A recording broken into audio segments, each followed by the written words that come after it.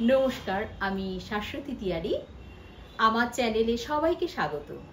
নতুন নতুন রান্নার ভিডিও দেখার জন্য চ্যানেলে like, subscribe, bell notification on রাখুন। আজকের রেসিপি দই চিংড়ি।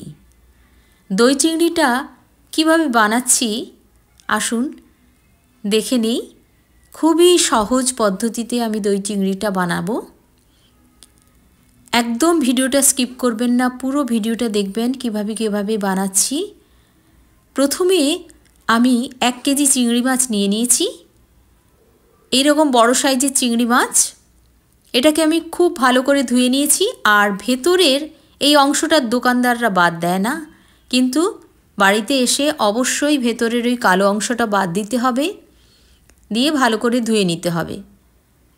এবারে এই চিংড়ি মাছগুলোকে আমি লবণ আর হলুদ মাখিয়ে কিছুক্ষণ রেস্টে রেখে দেব।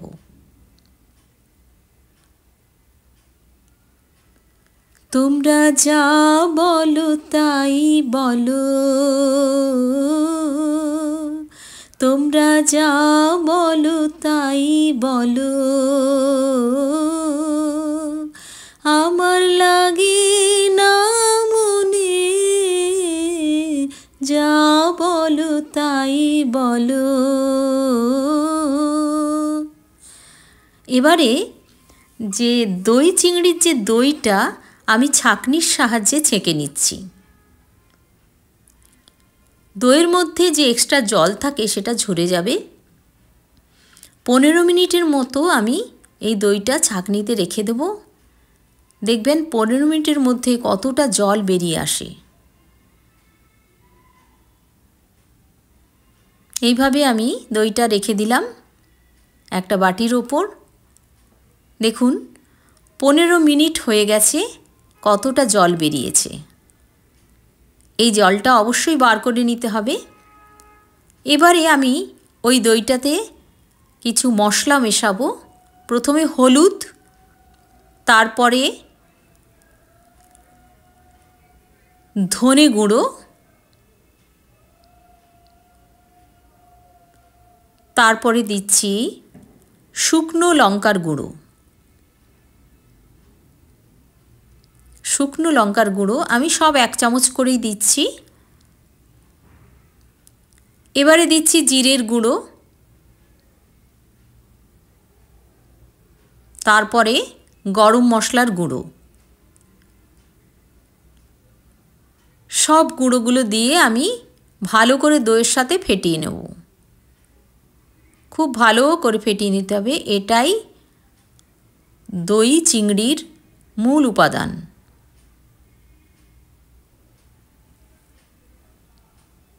এইটা আমি খুব ভালো করে ফেটিয়ে নেব। দেখুন এই রকম হয়েছে,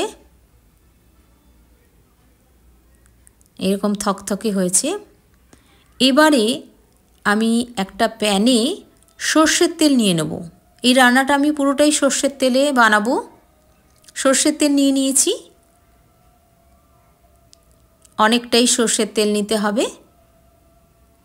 এর ওপর আমি প্রথমে রসুনের কুচি দিয়ে দিচ্ছি। এটা খুব মিহি পেস্ট নয়, মোটামুটি এই রকম পেস্ট করেছি আমি। দিয়ে এটা রসুনটা আগে আমি তেলের সাথে ভেজে নেব। তারপরে পেঁয়াজের কুচি দিয়ে দিচ্ছি। এখানে আমি একটা পেঁয়াজ নিয়েছি, রসুনটা আমি একটু বেশি নিয়েছি।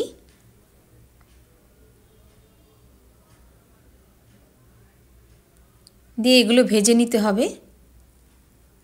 2টো চেরা কাঁচা লঙ্কা আমি দিয়ে দেব। আপনারা যদি ঝাল পছন্দ করেন আরও কাঁচা লঙ্কা দিতে পারেন।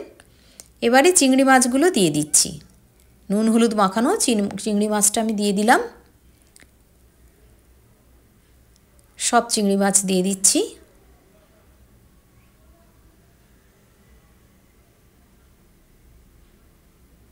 দিয়ে মশলার সাথে আমি ভালো করে চিংড়ি মাছটা ভেজে নেব। এইভাবে আমি চিংড়ি মাছটা ভেজে নিচ্ছি। খুব বেশি ভাজবো না, চিংড়ি মাছ বেশি ভাজলে শক্ত হয়ে যায়। খুব বেশি ভাজার প্রয়োজন লাগে না। এবারে যে মশলাটা বানিয়ে রেখেছিলাম দইয়ের মশলাটা, সেটা আমি ঢেলে দিচ্ছি, দিয়ে ভালো করে কষিয়ে নেব। ভালো করে কষিয়ে নিতে হবে।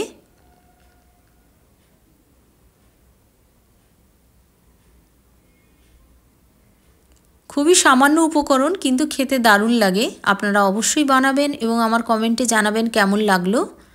এবারে আমি স্বাদ মতো লবণ দিচ্ছি। চিংড়ি মাছে আমি লবণ মাখানো ছিল। আর একটু চিনি দিচ্ছি স্বাদটা ভালো আসার জন্য। আপনারা চিনি যারা পছন্দ করেন না চিনি দেবেন না, কিন্তু আমি একটু দেই চিনি, যাতে টক দই আছে তার সঙ্গে চিনির এটা ভালো লাগবে।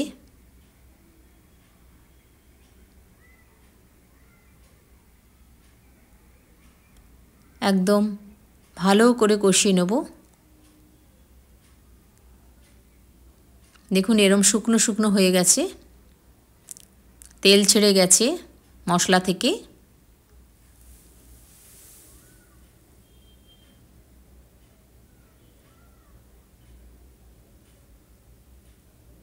এটা পোলাওর সাথেও ভালো যায়, সাদা ভাতেও ভালো যাবে। আমার ভীষণ পছন্দের রেসিপি এটা, খুব ভালো লাগে খেতে।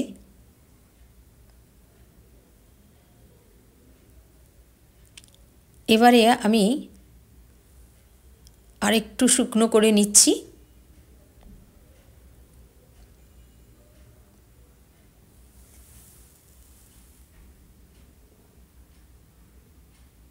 একদম শুকনো শুকনো হয়ে গেছে।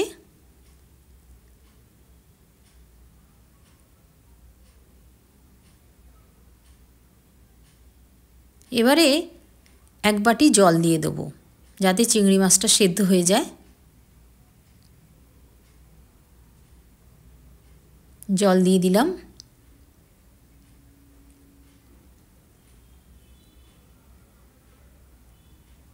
দিয়ে আমি একটা ঢাকনা দিয়ে দিচ্ছি, যাতে ভালো করে চিংড়ি মাছটা সেদ্ধ হয়ে যায়।